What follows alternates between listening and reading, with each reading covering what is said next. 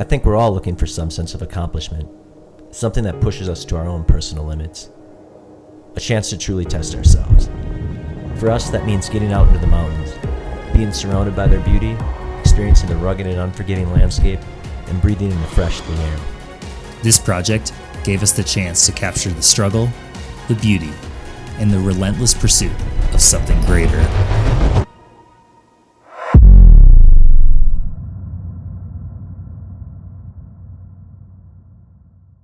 Okay, and then do a sound check.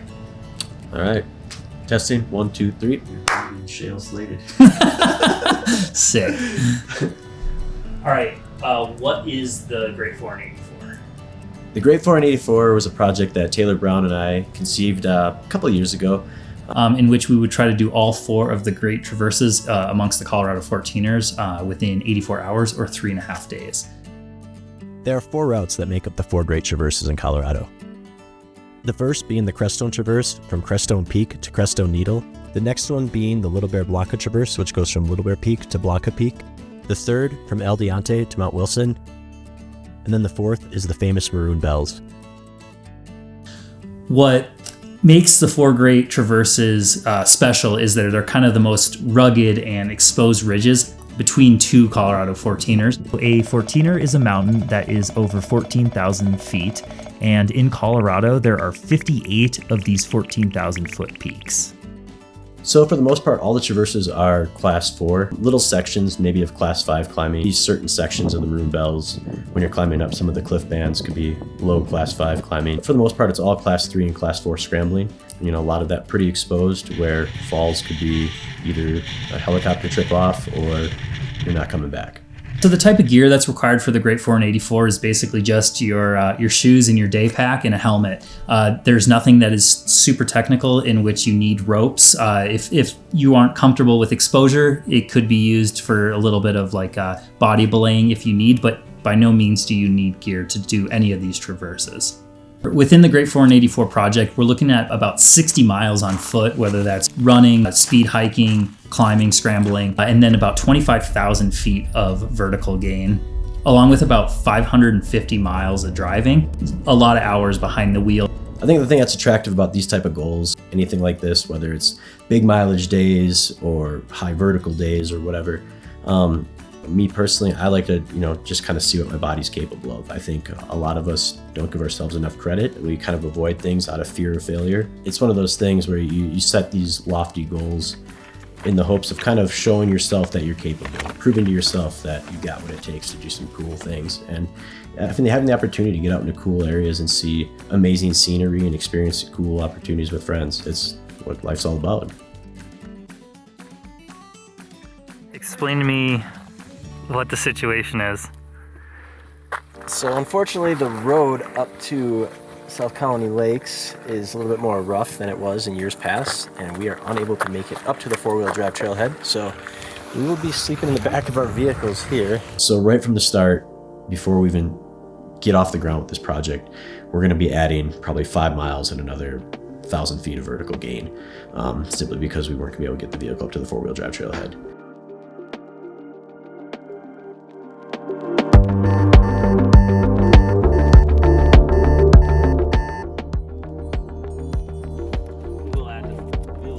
Got up early that morning, had a quick snack, fueled up a little bit, had some breakfast burritos before we hit the road, and started the trek at 4:45 in the morning. All right.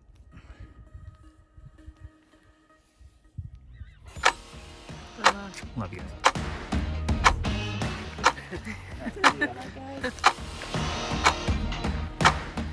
We started making our way up to the main trailhead. It was going pretty smooth. Everything getting up to that trailhead in the dark we made fast motion of it. All right. So with our little not being able to get the road, we had to add about 2.6 miles. And we did about 42 minutes. So it's 5:27. So we're half an hour behind our original start time. We started at 4:45. So just a little bit behind, but we made really good time on that with like 1,000 feet of gain. So now we'll kind of play all our times off of this starting here now. So nice. We'll only be adding about 5 total miles rather than what we thought, maybe a little more than that. So good. Nice. Let's get it, dude. And then really moving all the way up to the turnoff point where the classic sign is, everything was going smooth. Sun was up. We were, excited to be out there for the first day. I come alive when I'm in the face of danger. Pretty smooth trail, actually, all the way up to the turnoff for Crestone Peak, Crestone Needle. Say you know legend when you see one. So we're ascending Broken Hand Pass right now. A little high point before we drop back down on the other side. Go down to the other lake. And then we start the real deal. Made our way up Broken Hand Pass. It's just kind of notoriously loose. There's a couple little scrambly spots, but really nothing out of the realm of, technicality that we are capable of doing. Take it to the top, brother. Job, brother.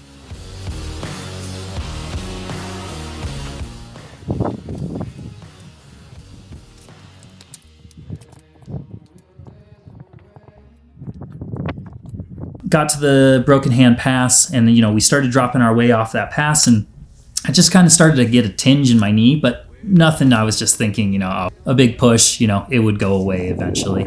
Descended off the backside towards the lake and the next basin over, which would lead us to the base of the Red Gully. Made our way up the Red Gully, which is kind of the bacon strip colored gully that leads up to Crestone Peak.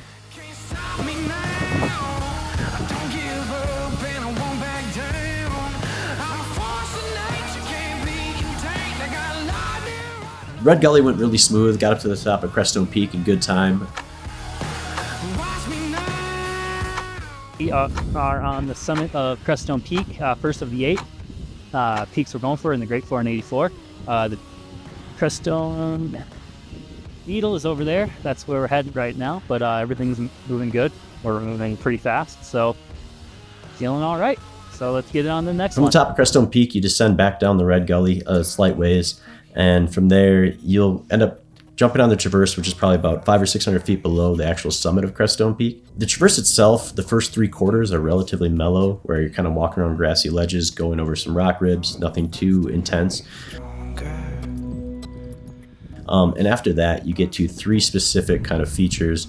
The first being the 5-2 Bulge, which is one of the highest rated rock climbing moves on the standard route, so to speak, for a Colorado 14er. It's about a 15-foot section of minimal 5.2 rating. What seemed impossible to beat, someone is bound to make it. After that, you get to an exposed little knife edge, which kind of takes you through some of the more scrambly stuff that lead to the base of the infamous head wall. The head wall is about 100 to 150 feet of relatively close to vertical scrambling to get you to the summit of Crestone Needle. It's crazy when you're on that head wall. You look down to your left side and you can just see the lake. It seems like you could just toss a rock and make it in the lake, and it's straight below you. One down, baby. Ready to go? What's a good word, man? Well, we've got one traverse done, cruising it. But the most important part, summit gummies, baby. Oh yeah. Honestly, that went really smooth. I feel like we kind of crushed that. And that's even with an extra 2.5 miles, starting from the lower trailhead. We've been having some knee issues, and we're still, I don't know, I feel like we really got after it. It was good. If we can find our way down, that'll be a force too.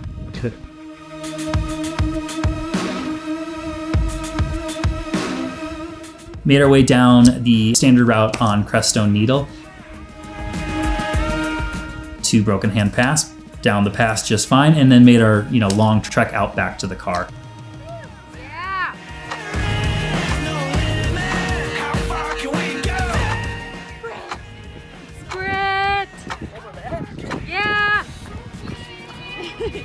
On the way down there, that was starting to be where I started to feel a little bit of like random shooting pains in my knees, and I didn't know. I kind of started to think it was my IT bands, which I've never had issues with. It was one of those things I was like, oh, I'll just take some ibuprofen and then we can move on. It'll be better by the next day.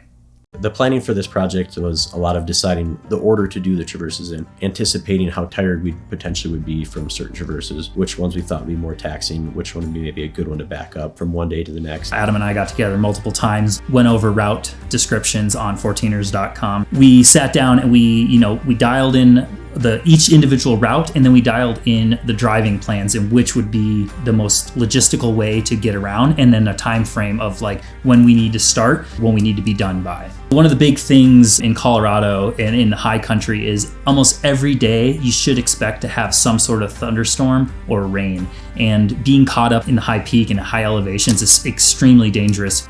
So we were very fortunate to have assistance from Taylor's girlfriend Renee and our friend Caitlin. They assisted in driving us from traverse to traverse, had meals made when we got back to the vehicles. They made it really easy on us. Basically, we had to take care of getting the traverses done, getting back to the vehicles, and after that, we were transported to the next one.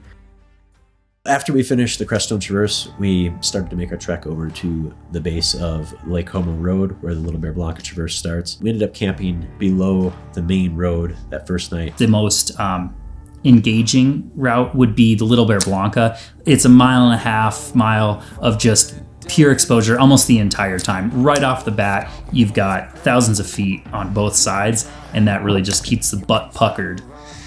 Lake Como Road is notorious for being heinous, is extremely rough, and you have to have a modified Jeep or truck to really get all the way up to the lake. Big boulders, massive rock crawling obstacles. So we knew we weren't going to get that far. The next morning, we were able to get up to about 8,800. Which was nice because it did lop off a few miles of the trek that we would have to do. We still had to make a good portion of time up on that road. So Adam and I are making our way up Lake Como Road. It's about 324. We were able to get to about 8,800 feet with the Subaru, which helps immensely because it's a shitty road. I'm feeling pretty good. My knee is bothering me a little bit, but I'm taped up like a mummy. It's a horrible road to hike. It's just a bunch of small little loose rocks that shift and move under your feet. Once we get to Lake Como, we made our way up the first loose gully. It's absolutely heinous. It is just loose and steep, but it's straightforward. You just put your head down and start grinding. Once we popped around the back side of the ridge, it's just kind of a long stretch until you get to the bottom of the notorious Hourglass. We passed multiple people in the gully and ended up being the first ones to the base of the Hourglass. Which was nice and preferred because the Hourglass is extremely dangerous. If there's people above you, rockfall is pretty much inevitable. Pretty dangerous spot, a lot of rockfall. Everything kind of funnels into one spot. So if rockfall happens above you, it gets pretty sketchy because it's all going to come right down top of you. So gotta be very careful through this upcoming section. It's one of those spots that is extremely dangerous. Helmet required. Any type of rockfall is going to be funneled down right through a 8-foot section wide part of the climb, which is probably one of the steeper parts. If you get hit with a rock there, you're going to be going for quite a bit of a ride. We were able to make up through there fast. We had been up there before, so we knew where we were going and we kind of knew what we were aiming for.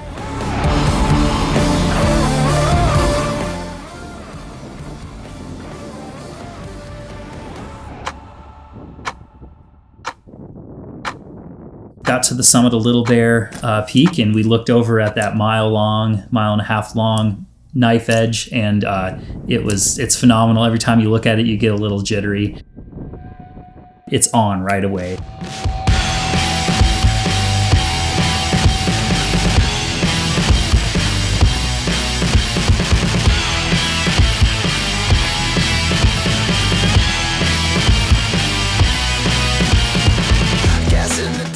Start heading down, and it's thousands of feet on both sides for pretty much the entire traverse. So we started making our way down off of Little Bear Peak, and you start kind of scrambling down. And at that point, I started noticing as my knee was being bent, just so much tightness, and it was starting to be a pain that I just hadn't felt before, and had me a little bit concerned.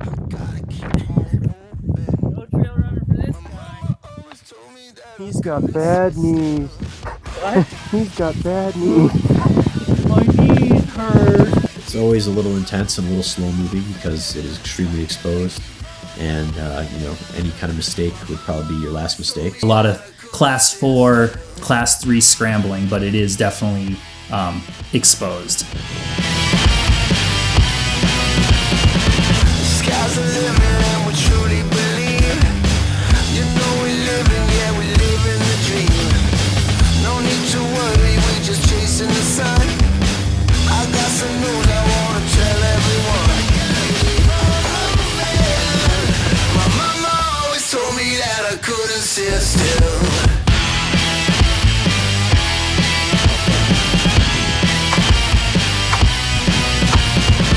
Sky's the limit and we truly believe. We made our way over to Blanca. Everything went smooth along that traverse. I think we did make pretty good time across the traverse, like an hour 15. We are on our way down off of Blanca, and we just got done with the Little Bear Blanca traverse. The traverse went really smooth. We made a really good time of it. So we're just making our way down this bullshit. But next stop, Diente, Wilson. Once we were on Blanca and we started making our way off of the peak down to Lake Como, and then you get onto Lake Como Road. That's about 4 miles, and that at that point, every little ankle roll and rock that I did just shot shooting pain up both my knees. They started to go kind of in waves, where it's like one was bad, and then it'd be fine, then the next one would be bad. I was going down, and Adam was kind of asking me how I was doing, and I think I was kind of visibly in pain. My face was kind of grimacing. Every few steps it was pretty painful. Pop them. From there, we got back to the car. We had to do the longest drive from Alamosa, which is where the Lake Como Road and Little Bear Blanca is by. We had to drive all the way over to Telluride, to the Wood Lakes trailhead, where we were going to be camping that night before to do El Diente and Wilson the next morning.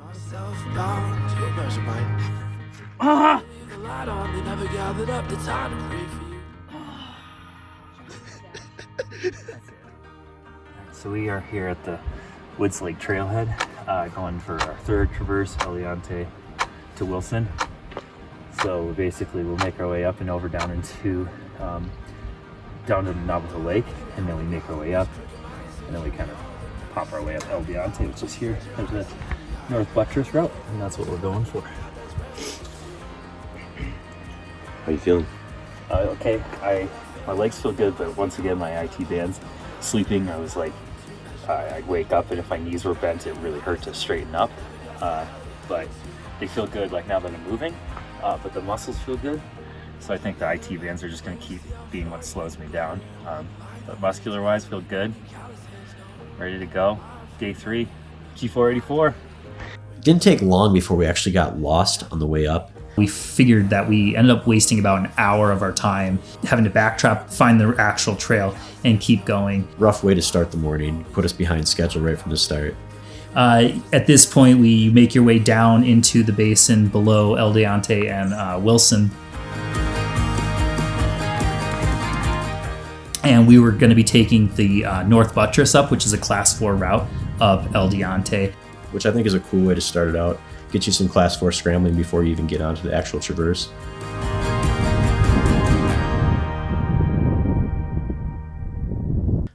At that point, I kind of noticed Taylor was starting to, drag a little bit more, but it got to the point where we were starting to ascend the North Buttress. You could tell that it wasn't just fatigue, it was like he was in legit pain. The knees started getting absolutely excruciating, very slow moving. I was kind of moving like a robot, trying not to bend my legs. We were about 2/3 of the way up, and Adam stopped me and asked, what do you think, man? Time for a serious discussion. How you doing? Seriously? Yeah, the knee's really, really, really painful. Like, barely can put any weight on the left knee. So, I think I can power through. I don't want to go going down. This is just going to be just as bad as trying to go across the traverse and down. You think you're going to be on traverse? Okay, one kind of. Yeah, I think okay. so. Because I don't think anything on there is anything more difficult than this. No, I don't take the traverse all that intense. Less up, maybe more flat. It's flat. Coming down is going to be a bitch, but either way, whether it's that or this, and we're not too far from the summit. Yeah. So I think that we should just keep. I think that either way, we're going to be in the same situation. So it's just it's been going in waves the last couple of days, but now it's not going away.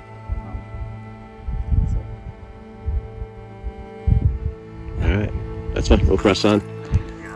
Like, do we need to start going down? And at that point, I was looking down, and you're so high up, and you're like, the amount of pain it's going to be going down that is just as equal as it would to be continue on. So we made the decision to keep pushing on.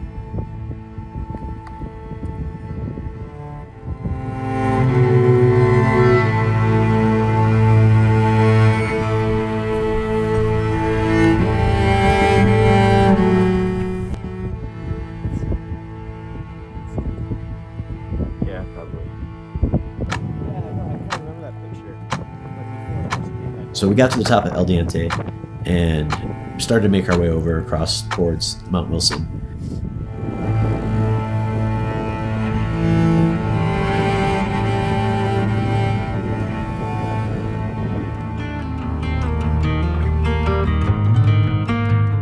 The route kind of does descend slightly off the backside of the El Diente Mount Wilson Traverse.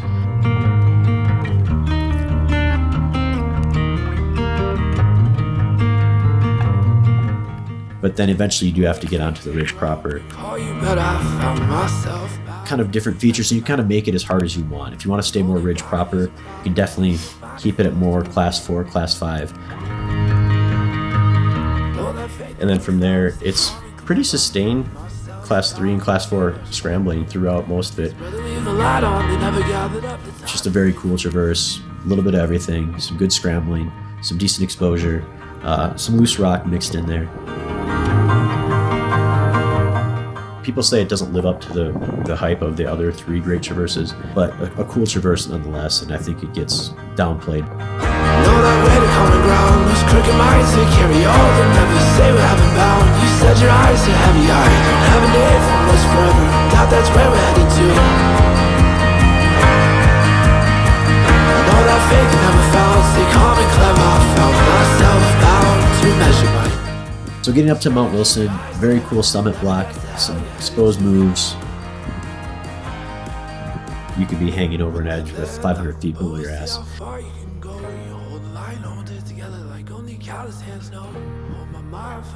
Yeah, exposed, dude. Alright.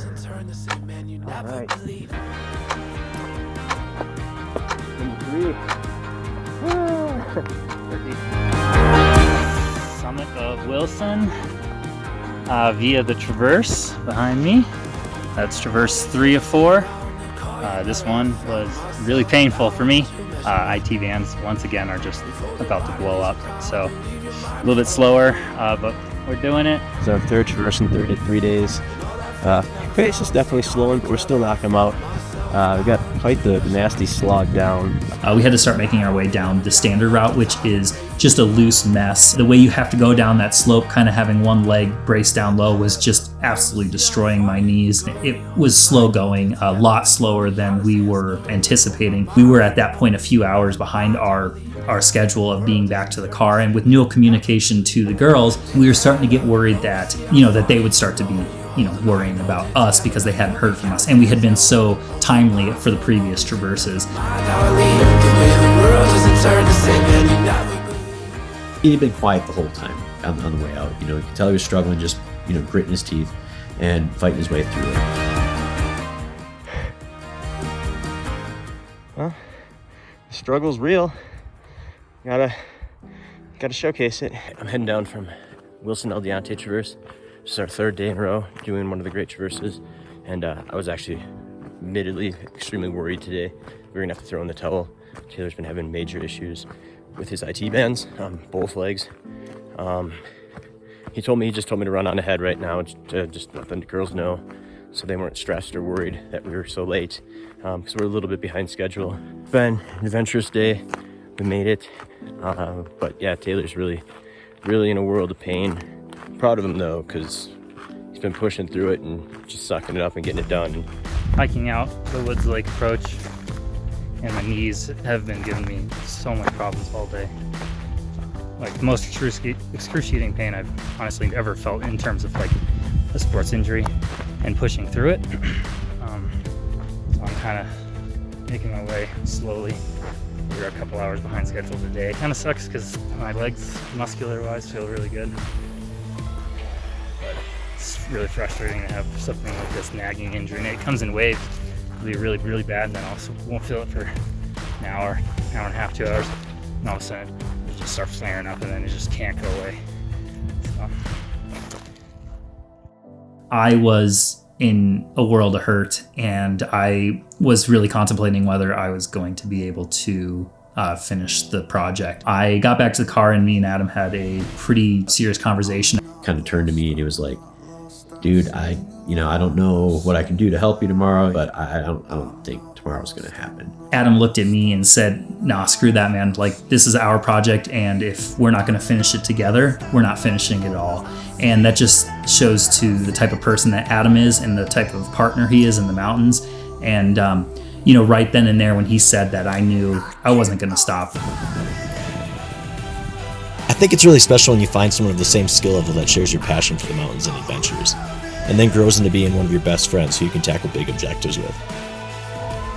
Adam is one of those friends that no matter what crazy adventure I come up with, I reach out and he's ready to go. No questions asked. And now we're heading to the Bells, exactly where our big adventure started together 6 years prior. So after we got back down, had our discussion, we made our way over to Aspen, got a hotel that night.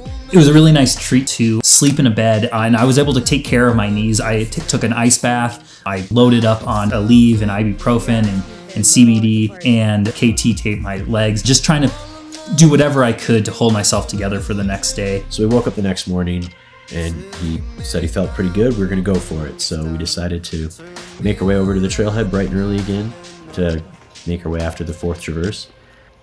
The girls drove us in and dropped us off. Day 4, going for the Bells Traverse.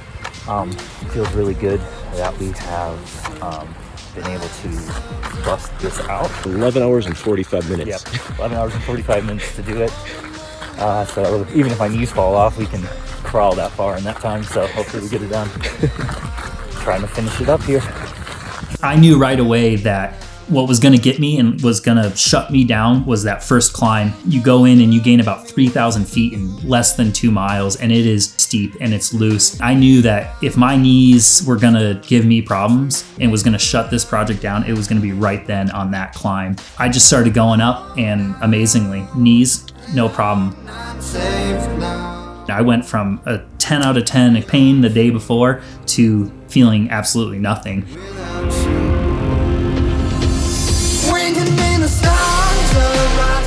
Taylor he seemed like he was back. You just go through this 3,000 foot climb, what feels like a never-ending slope to gain the ridge.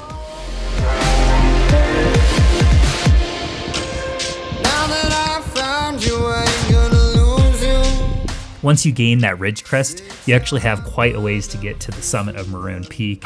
A lot of route finding and some class 3 scrambling along the way. Together we can be more than superhuman. Destroying anything with just one touch. We can never say that we had enough. It was awesome to see that Taylor was fully back. Smiling, joking around, back to having a good time. This crappy little white bitch is named Karen. We kept cruising up Maroon Peak and made it to the summit with no issues.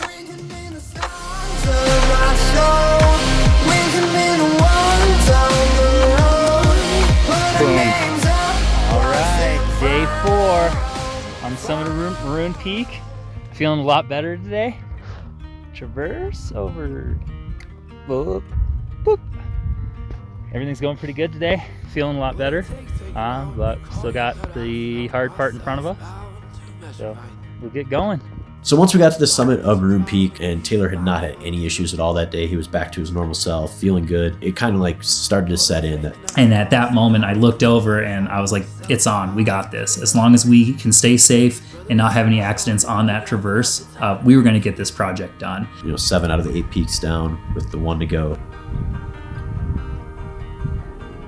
The Maroon Bells are some of the most photographed and famous mountains in the United States, picturesque from the lake, but to actually go up and do the traverse and climb the mountains themselves is a pretty awesome experience. It's cool to get a vantage point looking down at the lakes where everyone else is looking up. I think what adds spice on the Maroon Bells traverse is the loose rock. You're always kind of questioning what you're pulling on. It's all dinner plated. You're always wondering if what you're grabbing is gonna slide right out. Always making sure that every handhold that you commit to is solid. Extremely difficult route finding wise. I think it tends to be, if you're not on route, you're finding even more crappy and loose rock. So staying on route on that one is key. One of my favorite routes amongst all the 14ers. Cool climbing sections, fun scrambling, decent exposure, awesome views. You really can't beat the Maroon Bells.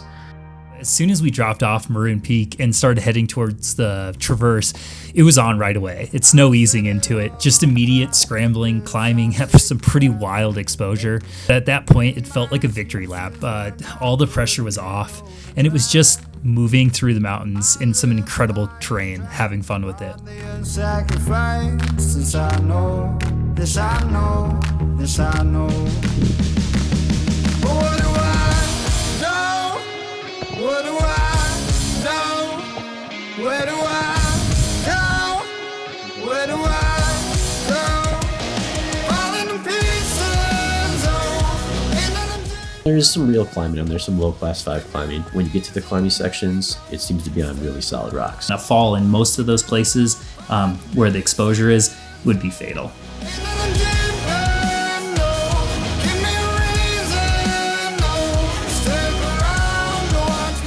There was kind of a little bit more pep in our step. There was just some excitement that this project that we had mapped out for years looked like it was finally going to come to fruition. I'll take the candlelight, burn up in my mind. Yes, I will. Yes, I will. Yes, I will. What do I know? What do I know? Where do I? Where do I go? Falling to pieces, oh, into the deep end, oh. Give me a reason, oh, stick around, to watch me drown. Falling to pieces, oh, into the deep end, oh. Give me a reason, oh, stick around, to watch me drown. Light up the stake tonight. Make no mistake this time, plenty of time to die. I'll take the candlelight, burn up in my mind. Yes, I will. Yes, I will. Yes, I will. 'Cause what do I know? What do I?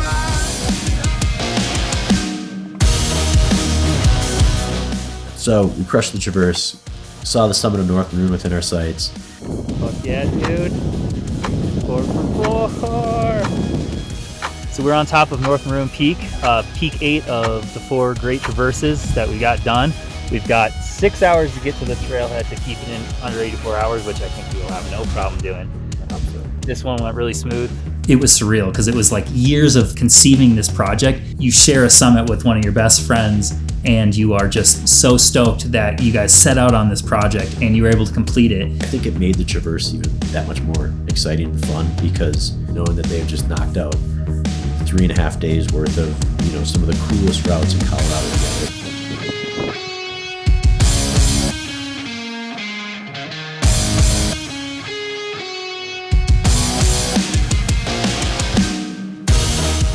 Going back to Adam's support of saying, this is our project, not mine, that gave me that motivation to go out and just push myself.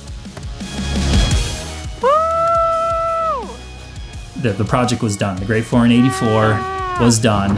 What attracts me to these type of goals like the Great 4 in 84 and big projects is just being able to push your body to the limit. Doing a project like this allows us to test those lines and see if it is too much. I think the hope with anything like this, hopefully inspire people. We all find inspiration from so many different places, and hopefully somebody can watch this and devised their own Great 484.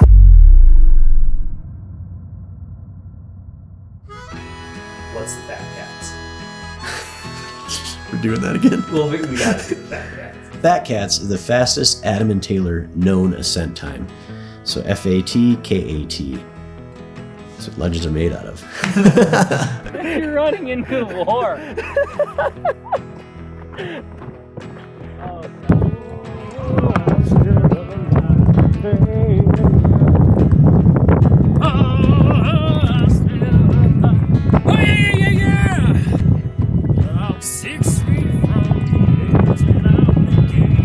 All right, yeah, the Fort Traverse. Here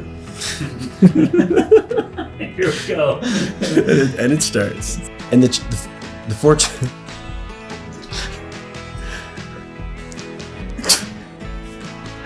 I get a joke. The descent off of Broom Peak is not a cupcake. You would say cupcake. It's no cupcake. It's no cupcake, and I know my cupcakes.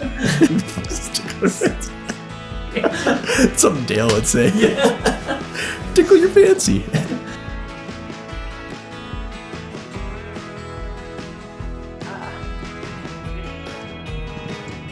Right in the old shimmy shoes.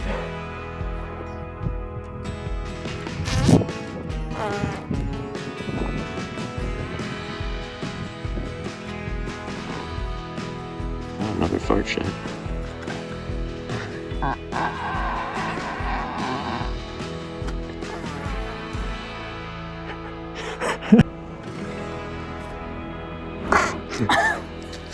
All right, cool.